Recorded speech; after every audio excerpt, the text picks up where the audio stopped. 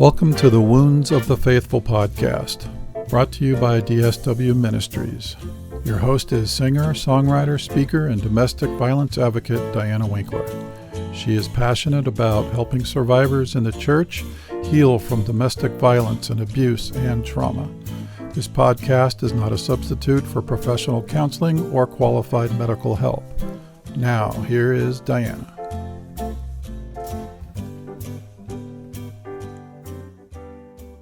Hello, friends. Thanks for being here and tuning in. I could not do this without you. How are things going in your neck of the woods? Now, spring has sprung here, and my nose is telling me that. Nose running, eyes watering. It's getting warmer here. The trees are blooming as well as the weeds. So I made the decision to hire a landscaper to do the yard this summer. I just can't bear to do it another summer in the heat. I needed help. The weeds start coming up, and anyway, yes, that's expensive to hire a landscaper, but we'll be eating rice and beans, but I won't have to get up at 6 o'clock every weekend and mow and weed whack and pull weeds. So amen to that, right? So I've also hired somebody to help me with my social media posts. So I want to ask you guys to please like or comment on the post on social media. You know, if you don't like the post, give me some feedback on that. You know, I'm paying good money for this stuff, so if I'm not putting out quality content for you, then I need to know about that. Of course, my handle is DSW Ministries, just like the sign behind me. And I'm on Twitter, I'm on Facebook, I'm on Instagram, and of course, YouTube. So connect with me, talk to me, folks. I want to hear from you. So I've got a lot of interesting guests on the schedule coming up to be interviewed. So examples of that would be a drumming therapist. Does that sound interesting? And I will be continuing my personal story here, sprinkled in. I know we were doing that at one point. I've been flooded with requests to be on the show from other guests, and so taking a pause from my personal story and interviewing the guest because they have a deadline that they're trying to keep. So in the works, I'm also planning a series on how to study the Bible for survivors.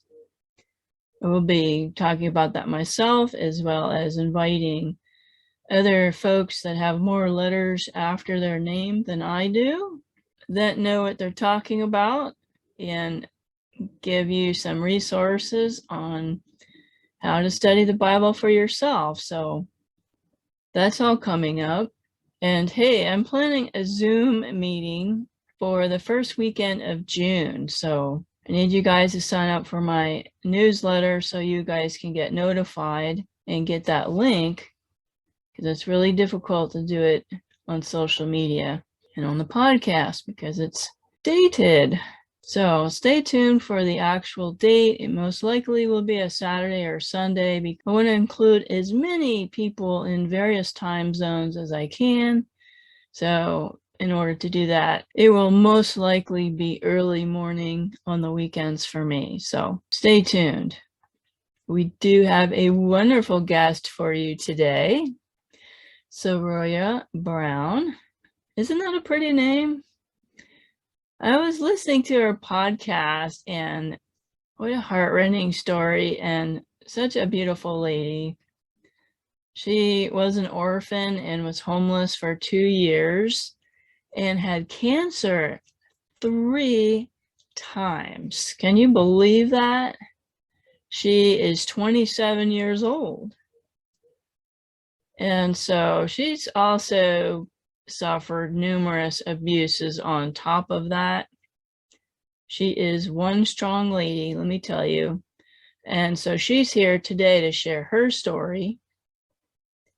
She is from the Bronx, and she is the host of Kintsugi Talks podcast. She is a Christian singer and worship leader. So here's what she says about herself. Her little bio here. From the age of 5, I've experienced trauma, abuse of all kinds, and many trials and tribulations. I suffered multiple suicide attempts and lived to tell my story of being a fighter and how my faith has been challenged and grown throughout my whole life. I want to be the one to show people in and outside of the Christian faith that you can and will make it through it, and use my life as an example. Now, in my life, I am an advocate for mental health illness awareness in the Christian space because the stigma that still exists needs to go away. I hope to be able to aid in bridging the gap between the world of mental health illness and Christianity. So you will definitely enjoy this conversation that I had with Saroya today. So here she is. Now please welcome Saroya Brown to the show. Thanks for coming on today. I am so honored, and you're welcome. Wow. And you have such a beautiful name. Does that have a special meaning? Do you know? My name, Saroya, actually is derived from the name Sarai in the Bible. And the Hebrew root of it means princess. So that's where my name comes from. All right. Princess. Well, I'm named after a princess too. Yes. I grew up during that time period. So, and you're a Bronx native and you love your Bronx. Yes. And so I've never been to that section of New York. I've been in upper state New York around the Finger Lakes, but so tell us, what do you love most about your city? I mean, what do you like to do in the Bronx, in your neighborhood for fun? Yes, I am a Bronx native. I will love the Bronx till the day I die. Things for fun that I like to do, I would probably say go to different shopping areas, look for like local businesses that have like really good food spots. Like a lot of like really cool food spots have opened up in the Bronx, so I like to check those out. I think it's very important to support local businesses or where you're from, so I try to do that as much as I can. Also like just hanging out with my friends. Like we'll walk around, we'll like go to the park, like find like a local like coffee shop or something, or like local pizza shop and have some like good old New York style pizza. So yeah, I would say those are some of my favorite things that I like to do. Awesome. We support our local businesses here. A lot of restaurants have closed, of course, because of the pandemic and the supply chain issues. And we went to our favorite deli. It's a Jewish Chicago deli here. We were surprised they were still open, and they told us, well, we had to reduce our menu because we couldn't get certain specialty items that we're known for. And they have really good food, and we're really happy that they were still in business. So we're over there at least once a month to eat. So I appreciate you coming on today. I so enjoy your podcast, and your story is so touching and powerful, and we're going to hear about that shortly. You've gone through a lot of stuff. So let's start off from the beginning of your story, if we could. You were adopted, right? So what was that experience like? So me being adopted, I actually didn't find out I was adopted till I was 17. So very late into my life is when I found out I was adopted. But growing up, I didn't like know I was adopted. Even though I was around like my biological family, I was around like my siblings. Um, my siblings lived with my biological grandmother from my father's side.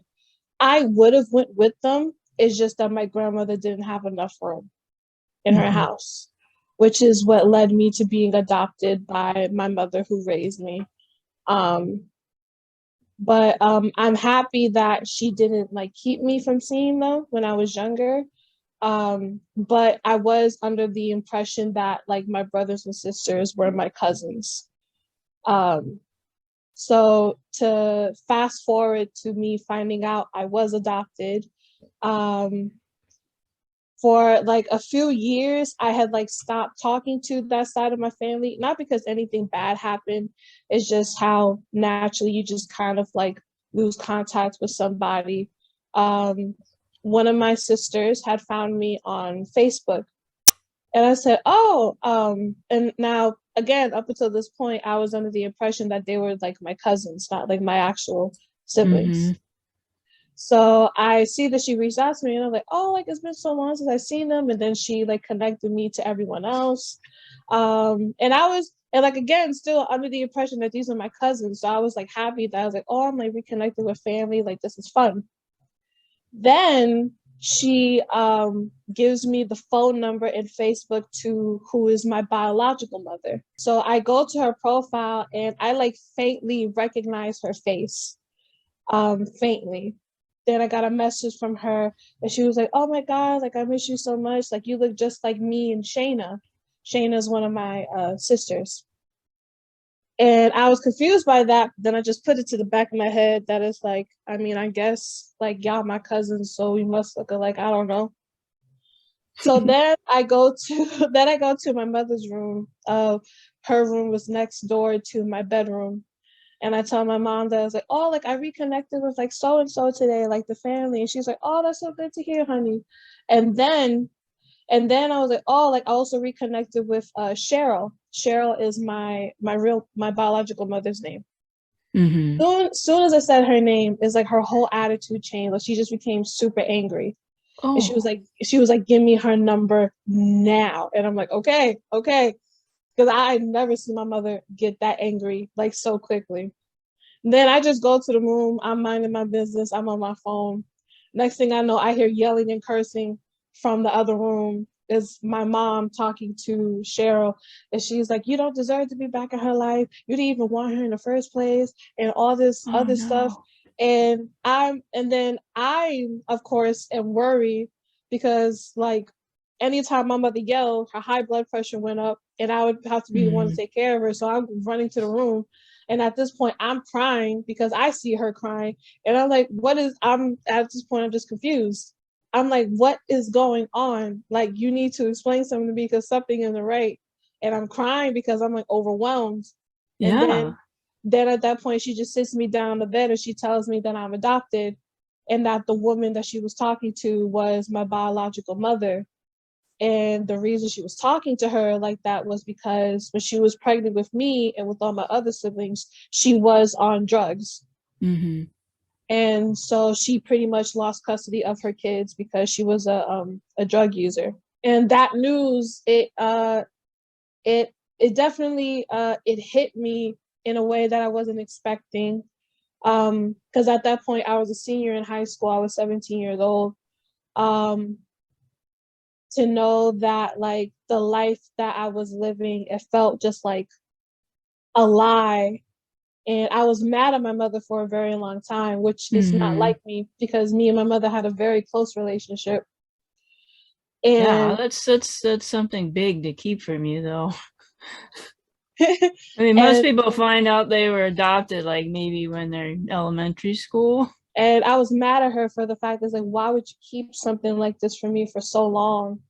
Like you could like you like that was just the main thing that upset me.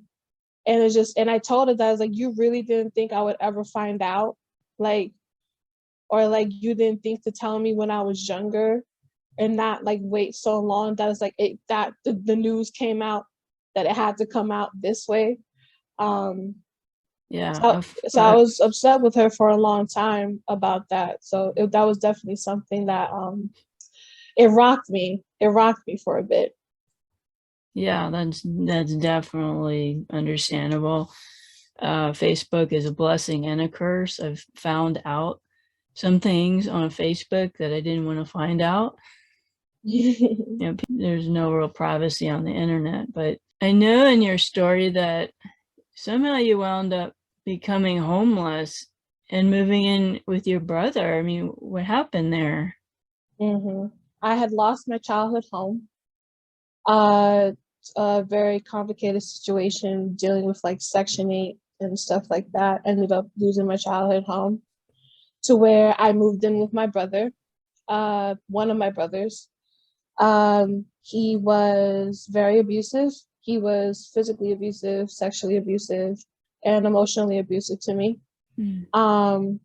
And we were living in his girlfriend's house. So it wasn't his house, it was his girlfriend's house. His girlfriend was nice, and his girlfriend had two kids and a brother that she was taking care of because he was autistic. I believe it was autism that he had. They were all nice. It was just my brother that I was dealing with that was like a living hell. And then it just got to a point where I found out that he was trying to take money from me because of me being adopted. I was still getting checks that my mother would receive from the government because when you adopt a child, you get like financial help from the government. So I found out that he was trying to steal that from me, and then also found out that he had got on drugs again. So I connected the two. That is like, oh, he's probably trying to fund his drug habit. Yeah. And so with that, I decided to leave. From there, I actually stayed with my aunt for a bit. Everything was going okay. Like I was helping her out financially because I was working at the time. But then I ended up losing that job, and then was like trying to find another one. I eventually found another one. So I was able to like help her out financially again. Then she had family coming in from out of town. And they were going to like stay in a hotel. I think it's for like a wedding or something. I don't remember the family event of what it was. And then she offered to have them stay in her house, which pretty much left me no choice. That it's like you have to leave. You have to find somewhere to go. What? And I had nowhere else to go, so my only option was to go into the shelter system. So from there, I was homeless for 2 years. And I wanted to ask you a question. When you said that your mom would receive money for adopting you, is that just New York that does that? Because I've heard of, foster parents getting money to raise the children, but I've never heard of an adoptive parent receiving money. Is that typical? I'm not sure if that's just a New York thing. I don't know if it's like a multi-state thing. Like, because I am aware of like the foster parents getting it. Because I was in the foster care system. So her adopting me, I guess technically made her a foster parent. Oh. That is what made her like eligible to receive like the money from the government to like help take care of me. Oh, okay, that makes sense. Because I was like, if people were paying for adoptive parents, I think there would be a lot more parents adopting children that need homes. But what were the homeless shelters like? I can only say from my experience of like being in New York City shelters. I don't know what shelters are like in other states in America, but I was in the span of 2 years, I was in 4 different shelters. The first one I was in is what would be called a general intake shelter. So a general intake shelter is a shelter that they pretty much keep you there for a certain amount of time, and they try to figure out where else to place you based on like if you have a job, if you need like medical assistance or something like that. I stayed in that shelter for about a week actually, because I was working at the time. So, and they saw that I was working, so they moved me to a shelter for working people. That shelter, the goal was to like get you into some type of housing because they saw that you have income. The experience in the first shelter I was in, it was pretty scary because they decided to put me on the top floor of the shelter and there was no elevator. So I had to carry my suitcase full of stuff like all the way up there by myself. Like no one helped me. And they put me on the floor. They put me on the floor with people who had serious mental health issues. So my first night there, I had to deal with the woman screaming, threatening that she was going to stab everybody in their sleep. Every night that I was there until I left, I had to deal with that.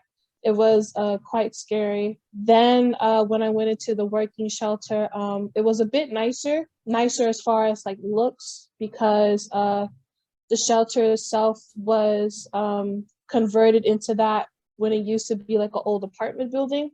And I was in that shelter for about a year. This is 2016. So from like 2016 to 2017, I was there like a year and a half. This point in my life, this is when like a lot of things just started like taking a turn for the worst. My depression got really bad at this time. Now at this time, I didn't really know what depression was, didn't know what it meant. I just knew that I was dealing with emotions and stuff, feelings and thoughts that I've been dealing with for a long time because I dealt with it as a child too. Also around this time, I had got diagnosed with cancer for the first time. In total, I've had it 3 times. So I was dealing with this while being homeless. And the job that I did have, I lost it because I just kept calling out because it's like my life and energy was just being sucked away from me. And it's just like every day I just like stopped caring less and less. Then there was one day where I actually had an attempt, and it had been a while since I had an attempt. And when that happened, I was like, okay, there's something wrong. I need to get help for this. I made the decision to put myself into a hospital. I voluntarily did it. That was in November 2016, and I stayed there for 2 weeks. 2 weeks before my 21st birthday, actually, because my birthday is November 30th. So then when I came back out, I was still homeless. From there, they had transferred me to another general intake shelter. And then the next day I sat down and was interviewed to possibly be moved into a shelter for people with mental health problems. And they asked if I was interested, and I said absolutely, because I definitely have some type of like mental health problems. From when I got out of the hospital after being hospitalized, they did diagnose me with depression and anxiety. Then about like a few days later, this is 2018 now. So this is like summer of 2017. Summer of 2017, August of 2017, I get moved into the shelter for mental health issues. This shelter, they had a psychiatrist on site, they had a doctor on site. Medication was given to people like daily. They had like a little like pharmacy area and everything. And there was a caseworkers on site. Caseworkers' job is pretty much to work with the person to like get them out of homelessness and to make sure that they are okay and that they're on track to like getting done what needs to be done. Me and my caseworker, she immediately started getting me interviews for housing. So how an interview for housing would go, for me, I went on 3 different interviews. So the first one that I went on was actually where I live now. I went to the building, and then one of the people there would ask me basic questions to pretty much check to see if I'm like able to like live on my own. That is like I'm able to do things like on my own because I will be living by myself. Like they asked me questions of like, oh, like how often do you do laundry? Do you know how to cook? And then they wanted me to give details of how I would cook a specific dish. Do I know what to do in case of a fire drill, or if a fire happens in the building, things like that. Yes, I went on the first interview. That was for where I live now. Second interview was for a dormitory style building. Dormitory literally meaning like how there's like the dorms on like a college campus. Yeah. That half of the building is the men, the other half is the women. And I would have gotten my own room with like my own bed, like space for clothes and a refrigerator inside the room. But then there was communal spaces where I had to share. So the bathroom I had to share, the place to cook my food I would have had to share, the place to like sit down and eat or like hang out I would have had to share with other people. The reason I didn't go for that one was because they wanted me to pay $600 a month, when at that point I had no job and I had no income. Yeah, that's a lot of money. Yeah, it's like, it made no sense to me or my caseworker. That is like, they see I have no income. I don't know why they would want me to pay like $600 a month, but I have no income. And I was getting assistance from the government, like with food stamps and like cash assistance, but I was barely getting by with that. Then the last place that I interviewed for was for a studio apartment in the Bronx. And I did all the paperwork for that one because I was like, I wanted to like be back in the Bronx because I missed it because it's my home. So I did all the paperwork for that one, but the only reason why I didn't go for that one was because on their end, they were taking too long with the paperwork. During the time where we were like waiting for them to like possibly like hit us back to say that we got accepted or whatever, I had got a letter in the mail saying that I needed to attend an important meeting about like housing. So I was like, okay, I have to go because I don't want to like miss out on anything of like me like possibly not getting housing or whatever. So me and my caseworker go, and I'm under the like assumption that I'm thinking it's going to be like a one-on-one type of meeting, but it ended up being a group meeting with a whole bunch of other people and their caseworkers. I was a bit confused by that, but I was like, okay. Then there's this lady that comes around and she hands each one of us this like packet. It was in like a manila envelope. And then these other people come in and they start like a slideshow. And they said that, oh, if you're here, congratulations, you got accepted for Section 8. And I'm like, what? Like, me and my caseworker were shocked because at this point, at this time, they weren't accepting new people for Section 8. They had like closed it, shut it down, whereas like no new applicants, like nothing like that. So the fact that I was like somehow eligible for Section 8, like it baffled both of us. And must be a God thing, right? Yeah. Yeah. What is it that then when we got back to the shelter, like my caseworker had looked up of like how I was even eligible for Section 8. And one of the main reasons was because I was a foster kid. I was in the foster care system for a little bit. And because of the fact of like my medical history and like me being so young, that was also a factor as well. And because of me being accepted to Section 8, that is what got me accepted to the housing that I live in now. So the move-in process was like very, very quick.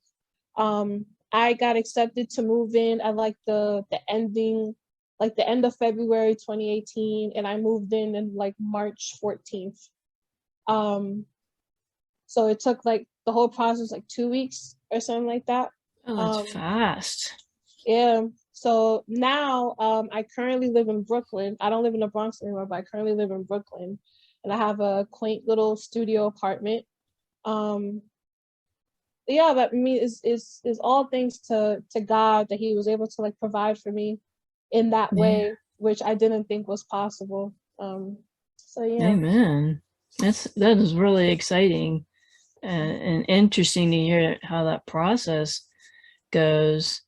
I had been homeless at one point in college. I stayed at people from church.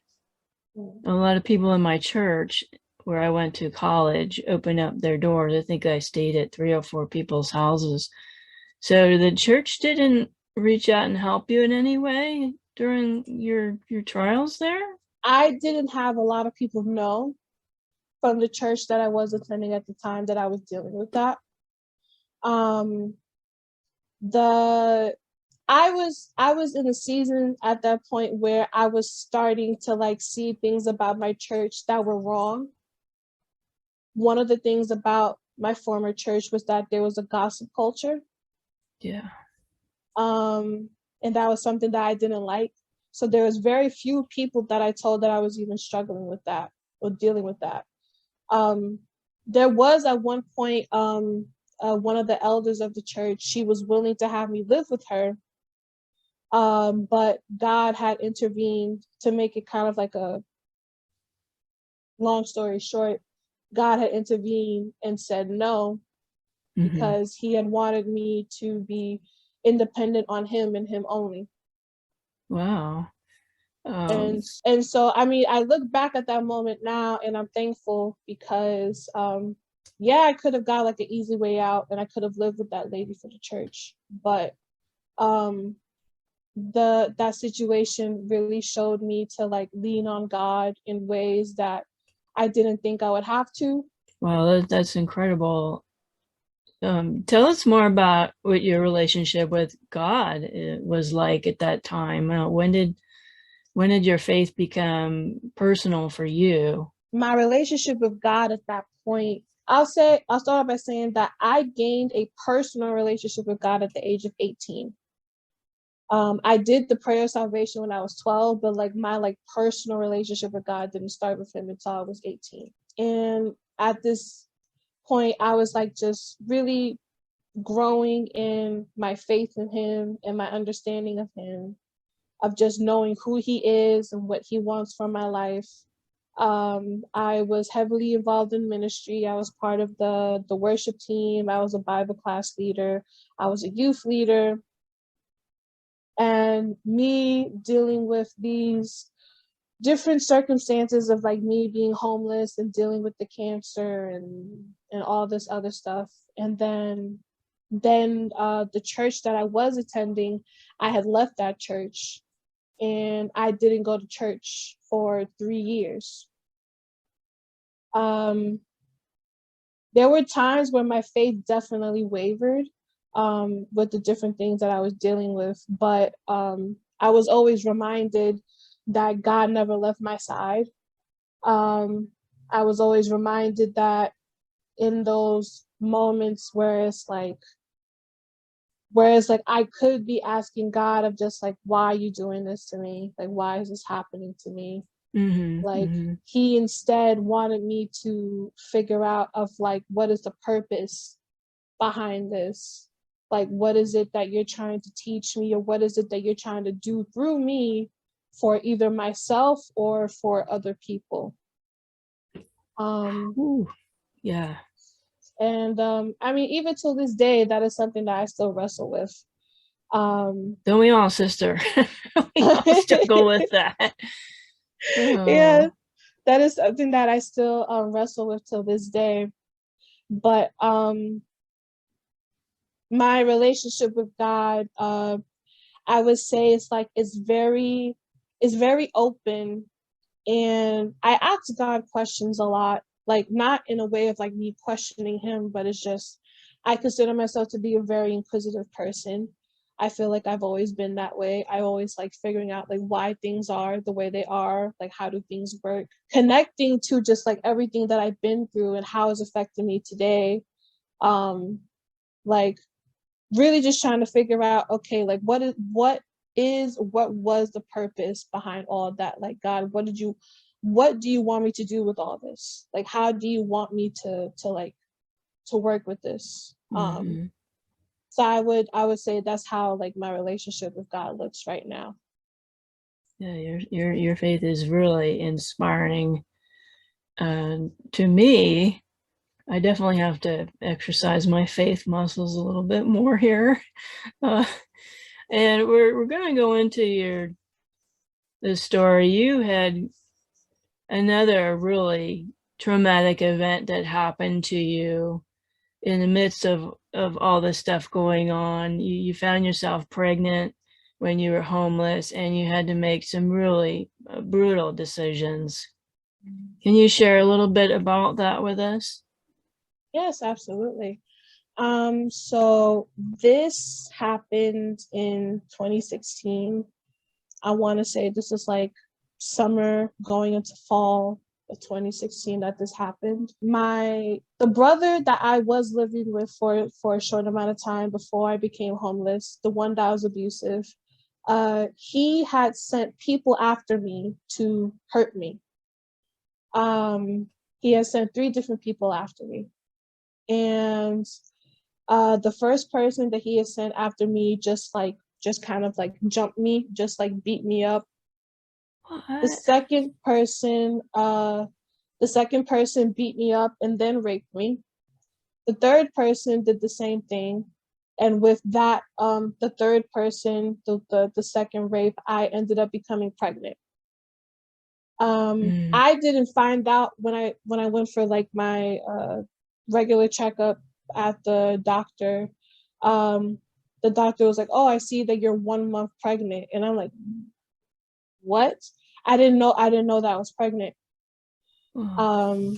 And up until that point, it had already been like 1 month, and then I didn't tell the doctor in that moment, but in my head it clicked that it's like, oh, because of the rape that happened, that's probably why I'm pregnant. In that moment, the doctor was like giving me all this information about an OBGYN, about like prenatal care and stuff like that. And walking out the doctor's office, I was like, I can't do this. Like how old was I? I was 20 going on 21. I was homeless. Mm-hmm. I had no job. Mm-hmm. Emotionally, I was not right. Spiritually, I definitely was not okay. Just everything about that situation was just wrong. And so I had made the decision to get an abortion. Wow. The guilt that came with that did last for a very long time, but knowing that God did forgive me for it is what helped ease the pain of it a little bit. And I know that there is like other Christians out there who will not agree with the decision that I made, but my response to that is that you don't know what you would have done unless you were in that position, unless you were in my shoes. Like, you can't say that, like, oh, that can never be me. And it's like, that could actually absolutely be you. Like, God just chose for it not to be you for that particular reason or something like that.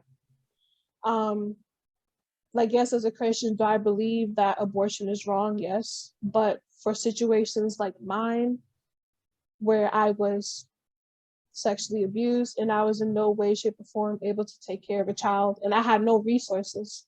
I had no resources available to me. So I did what I thought was like the only thing that I could do was to abort the child. I appreciate you telling that story. And, you know, a lot of us would say we are pro-life. I mean, I would say I'm pro-life, but I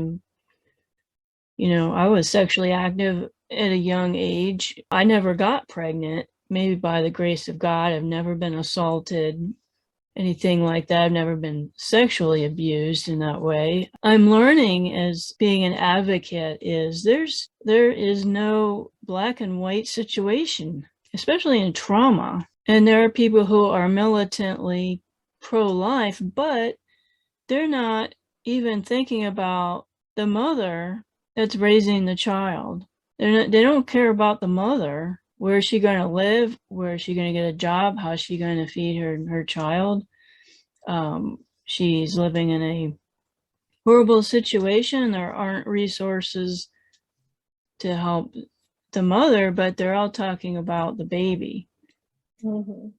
And, we have to look at it as God is love, and God is merciful, and God knows your situation, right? I don't think it is our place to judge somebody when they're in a horrible situation and they had to make a terrible choice. That baby, I'm sure you agree, is in heaven right now, and she'll be there, or he will be there to see you when you meet in the next life. I mean, you agree that the Lord is loving and merciful. Yeah. Yeah. Yeah. Like of how I said this, like just knowing that God forgave me for that it helped ease the guilt that I dealt with for a very long time. And I didn't tell anybody of that until like a few years ago, because I held on to that for so long, because I was ashamed. There's a lot of shame that came with it. And during that time when it like first happened, I was in a relationship. I was in a very new relationship. And I was hesitant to tell him. I didn't tell him until only like a few years ago, because of the fear that he would leave me, the fear that he wouldn't want to be with a woman who is pregnant by another man, let alone someone who got pregnant through rape, because there's a lot of men out here that aren't willing to take care of a child that isn't theirs. Yeah, that's true. But with me, like, finally sharing that, I mean, like, nothing but support and love that my boyfriend showed me. And the people that I did tell as well, they were like nothing short of supportive, nothing short of like just showing like love to me, and understanding and things of that nature. I'm so glad that you had some people to support you and that you were able to talk to somebody. That's a terrible secret. It's a heavy secret to hold just to yourself. Like, yeah, I wouldn't have told my church if that would have happened to me, because of the stigma of that is still pretty great. You get kicked out of the church, or your parents would kick you out of your house. I don't think my parents would have kicked me out. They're a lot more forgiving, but thank you for sharing that. I think a lot of listeners may have gone through a similar situation, and they need to know that there is life after something so tragic, and there is grace, there is love, there is forgiveness, and you got your new place, you're out of the shelter. Let's talk about your cancer. You're only 27 right now, right? Yes. You've had cancer 3 times. I've never met anybody that had cancer that often at your age. I know some people much older that had gone through that. That sounds really scary. The type of cancer that I had was called a B-cell acute lymphoblastic leukemia, which is a type of blood cancer. And when I was first diagnosed with it in 2016, the first diagnosis was actually like the answer of something that I was like trying to find the answer for, because I was born anemic. I've always had issues with my blood since I was younger. Deficient in pretty much any type of vitamin you could possibly think of. But then as I got older, I just noticed symptoms and things that were happening to my body that didn't fall in line with just like being anemic. And so I started going to different doctors and asking for them to run different blood tests on me for like any type of blood disease, disorder, like that you could ever like think of. And they all refused to do it until one doctor finally said yes, who is still my blood doctor today. She was willing to run the test on me. And through running the test is when we found out that I had cancer. And going through it one time is one thing. That's bad enough. Bad enough. Going through it 3 times was something that no one saw coming. I, of course, did not see it coming. Is that hereditary in your family? Do you know? I did find out that it is hereditary. My grandmother, she had brain cancer. My grandmother from my father's side. I found out that my biological mother, she apparently has cancer in her back. My brother is dealing with a very progressive form of cancer at the moment. And I have a niece who went through the same type of cancer that I did. So it is definitely hereditary. Unfortunately, it's hereditary. I think what made it hard for me, the hardest part about it, was the fact that I had to go through it alone. I already had a very weak immune system. So all the treatment that I had to get, I pretty much had to be in like solitary confinement. I had to be in a room with no windows. The treatments that I would get dialysis. I would get the chemo radiation treatment through an IV drip in my arm. An infusion? Yes. Okay. Well, I first actually received it in pill form because they were trying to cause less harm to my physical body as possible. Mm-hmm.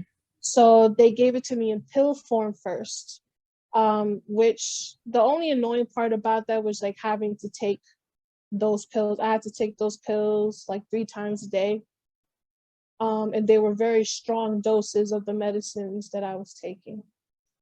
I did that for the first and second time that I got the cancer. The second time that the cancer had came back was in 2018. Then for the third time that the cancer came back, funny enough, the cancer had came back. I found out that it came back on my birthday, November 30th of 2020. Oh, wow. Yeah. I found out that it came back on my birthday. So I had to spend my, how old did I turn in 2020? So like 25. I had to spend my 25th birthday in the hospital from like the break of dawn to like all the way to the end of the day. Getting very, very strong chemo treatment. Like the third time was like the strongest that it came back, that it hit me. The treatment for this, they decided to do the IV drip in my arm, and along with dialysis as well for the blood. It being 2020, that's when the pandemic hit. So a lot of things as far as like who's allowed in a hospital and not were different. I was allowed no visitors at all. Anytime I went in for treatment, I was again put in like a very like isolated part of the hospital. None of the rooms had windows. All the staff had to wear like hazmat suits around me. Oh man. It made me feel very, very alone. And I didn't even have like people come to my house or visit me. I mean, just the fact that it was COVID was very high at the time. And I just didn't want people seeing me of how I looked. Like I was sick. Did you lose your hair and stuff? And I did lose some of my hair, not all of it. I would say like more so like around like the edges of my hair, like in the back of my head, like it started thinning out, but I didn't like fully lose it. What is it? When I first got the first time with cancer, I lost a lot of weight. And then like the second time with cancer, my weight was very up and down. And the same with the third time, my weight was very up and down. Yeah, now that I'm in remission now, I've been in remission since yay. I've been in remission since June 1st of 2021. You mentioned that you never had like a party or celebrate when the treatment is over. Why is that? Right. The fear that it would come back is what held me back from celebrating. I mean, even still to this day, that was like people ask me that, I was like, why don't you like do something for like the anniversary of like you being in remission? It's like, I want to, but then I still have to live with the fear that it's like it could come back at any moment. Because the fact that I got it 3 times, I'm at high risk now for it coming back a 4th time. Yeah.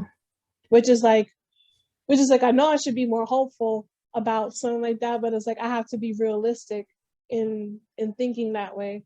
I mean, because like I'm happy that God healed me of it 3 times, but then it's like, what if it comes back a 4th time? And I have to like spiritually, mentally, emotionally prepare myself for that, like I had to do the other time. So that's what held me back from celebrating. Yeah, whether you celebrate or not isn't going to affect whether the cancer comes back or not, I'm assuming. You know, Bobby McFerrin's song, "Don't Worry, Be Happy." I think every day is a gift, especially in these times where, you know, people have died. Oh, we've lost a lot of people. My brother died in December of 2020, not from cancer, but he had a kidney disease and then got COVID on top of that. He was 53 when he died, and yeah, that was devastating. We find little ways to celebrate him as much as we can. My husband lost both of his parents to cancer when he was 20. Bone cancer and lymphoma, I believe. That was really hard for him. He lost his parents at such a young age. And so he obviously, because his parents had cancer, that he is at high risk. So I'm always after him about, we need to exercise and, eat right and keep our stress level down. But we try and celebrate each day that we have together. That's all that we can do, right? We have no guarantees for tomorrow. I don't have a guarantee of tomorrow. I could, get hit by a bus for all we know, but God gives us each day to enjoy. I'd like to talk about your healing journey. You talked on your podcast so eloquently about healing. I'd like you to share with our audience about that. What does healing look like for you? And healing for me, I would say in one way, it looks like me still being able to love the way that I love, to show love to people, even though they've hurt me, even though they've done whatever they have done to me. Still being able to show love, still being able to like show kindness to other people. Healing is, healing has been a very ugly process. Healing will always be ugly, though. There's nothing pretty about healing. No, nothing pretty. Like that's something that I want to like make it clear for the listeners. Like there is nothing ever pretty about healing. There's nothing ever pretty about the process of healing, the process of forgiveness, the process of just any process that you go through. There's nothing pretty about it. And a big part of the healing process for me was just realizing of how broken I was. That there was just a lot of different pieces to me that I never thought to put together because I didn't know how to put them together. And then when I would try to put them together, it would hurt because I was doing it on my own and not putting it in God's hands. And like in God's hands, I guess it will hurt a little bit, but it'll hurt less than me trying to do it on my own. That's a big reason why my podcast name is Kintsugi, because Kintsugi is a Japanese art form where they take like broken pottery, the pieces of it, and they put it back together with melted down gold. Mm. And the philosophy behind that is that, like, before it was broken, it was still beautiful, but in its brokenness, it's still beautiful. Even though you can like visibly see the brokenness, it's still beautiful because it's being held together by the gold. And the gold is what makes it more beautiful than it was before. In the same way that God is able to take us in our brokenness, in our mess, and he still sees that as beautiful, even though we may see it as a total opposite. And he's able to use that for his glory, no matter how that may look for whichever person that he is working through. Yeah, people think that healing is, oh, you just forgive and move on. Why are you dwelling on all this stuff? You know, why you need to think about all that stuff that you went through? Well, if you don't deal with it, if you don't process it, it will definitely come up. It will manifest itself in some way, right? Yeah, for me, that it's manifested itself in the fact that I do have like a mental illness diagnosis now. I have depression, anxiety, and I have borderline personality disorder. I have triggers because of traumatic experiences that I went through. That is how it's manifested itself. It's manifested in negative ways that I would talk down about myself and like think about myself, and like all that stuff I'm having to relearn. But it comes up in different ways for everybody. So you have any advice for the listeners that are going through maybe some of the things you've gone through and going through that healing process? What would be your best advice for them?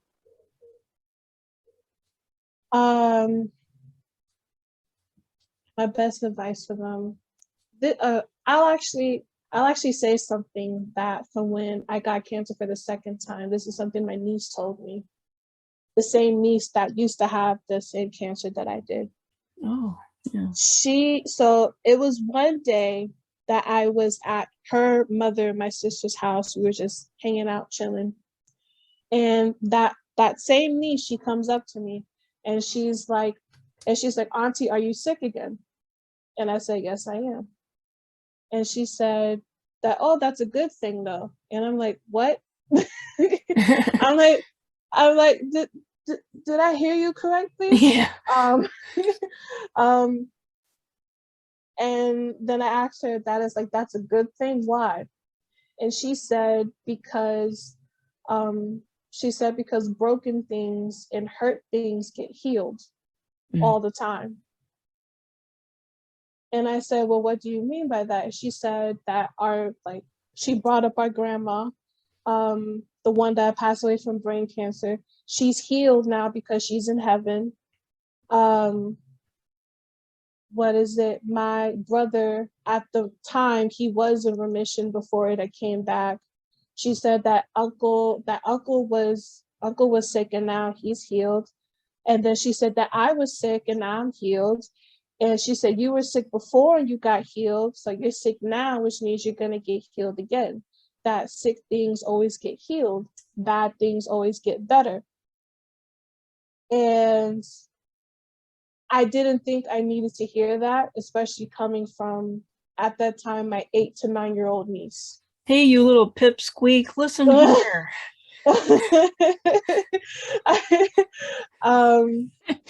Yeah, it was that is the advice that I would share, is that sick things always get healed, bad things always get better. It may not get better the way that you want it to, or in the quickness of how you would want something to get better, but it does get better. It does get better. You just have to put away your own understanding of how you would want a situation to go. And you have to put your understanding in in God's hands, because God is really the only one that knows what to do in whatever situation that you're dealing with. And you have every right to feel how you feel. It could be anger, it could be sadness, it could be jealousy. You have every right to feel how you feel. But at the end of the day, put all those emotions in God's hands, because he's the only one that knows how to properly fix them. Whew, sounds like you have a great relationship with the Lord right now. It's not perfect, but I am forever grateful that he is a part of my life. I would not be here. I literally and figuratively speaking would not be here if it wasn't for him. Well, this has been incredible. Did we leave anything out that you wanted to say? I know we covered a lot of ground here. I think the only other thing is just for, like, if they want to listen to my podcast, is Kintsugi Talks Pod. It's spelled KINTSUGI Talks Pod. Available on Anchor, Spotify, Google Podcasts, Apple Podcasts. You can find that also on Instagram, Kintsugi Talks Pod. You can follow my personal Instagram at Saroya_the_vessel. My mental health advocate page, A_unique_vessel. I think that's the only other thing. Other than stuff from my story, no, I think we covered everything. Yeah, and you go into more detail, like the long version on your podcast. So you definitely want to listen to her podcast and follow her. And you have so many nuggets of truth, and you speak from the heart. Your story is so powerful. And I know that what you've shared with us today is going to help a lot of people. So appreciate you so much coming on this show and being authentic and real with us. Keep in touch. Yes. God bless you. Yes, God bless you too. Thank you so much for having me. It's an honor to be on a show like this. Thank you for listening to the Wounds of the Faithful podcast. If this episode has been helpful to you, please hit the subscribe button and tell a friend. You can connect with us at dswministries.org, where you'll find our blog along with our Facebook, Twitter, and our YouTube channel links. Hope to see you next week.